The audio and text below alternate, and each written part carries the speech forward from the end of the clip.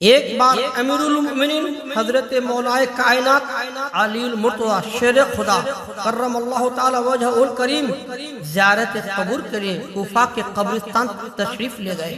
وہاں ایک تازہ قبر پر نظر پڑی۔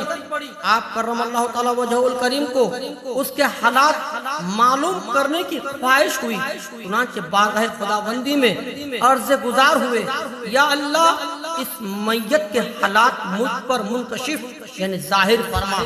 اللہ کی بارگاہ میں آپ کی التجا فوراً مسموع ہوئی یعنی سنی گئی، اور دیکھتے ہی دیکھتے آپ کے اور اس مردے کے درمیان جتنے پردے حائل تھے تمام اٹھا دیے گئے۔ اب ایک قبر کا بھیانک منظر آپ کے سامنے تھا۔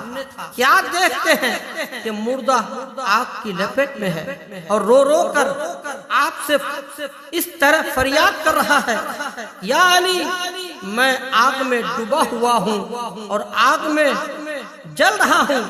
قبر کے دہشتناک منظر اور مردے کی دردناک پکار نے حیدر کرار کرم اللہ تعالی وجہ الکریم کو بے قرار کر دیا۔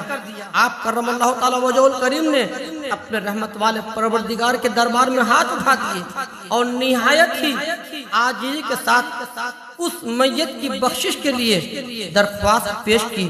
غیب سے آواز آئی، اے علی آپ اس کی سفارش نہیں فرمائے، کیونکہ روزے رکھنے کے باوجود یہ شخص رمضان المبارک کی بے حرمتی کرتا، رمضان المبارک میں بھی گناہوں سے باز نہ آتا تھا۔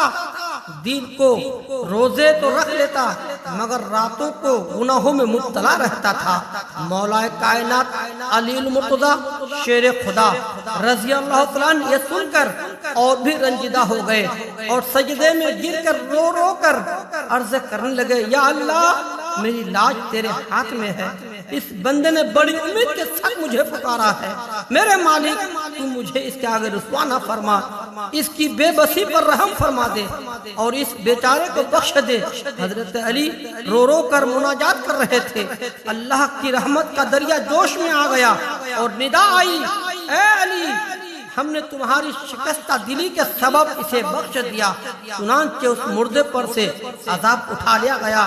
کیوں نہ مشکل کشا کہوں تم کو، کیوں نہ مشکل کشا کہوں تم کو، تم نے بگڑی میری بنائی ہے۔ میٹھے میٹھے اسلامی بھائیوں، لرس جاؤ، اللہ عز و جل کے خوف سے کانپ جاؤ اور گھبرا کر اس کی بارگاہ بےکس پناہ میں توبہ کر لو۔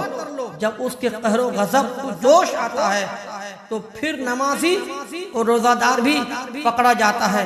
اس لرزہ خیز حکایت سے درس عبرت حاصل کرو۔ اس طرح کی دینی معلومات کے لیے ہمارا چینل سبسکرائب کریں اور بیل آئیکن کو بھی دبا دیں۔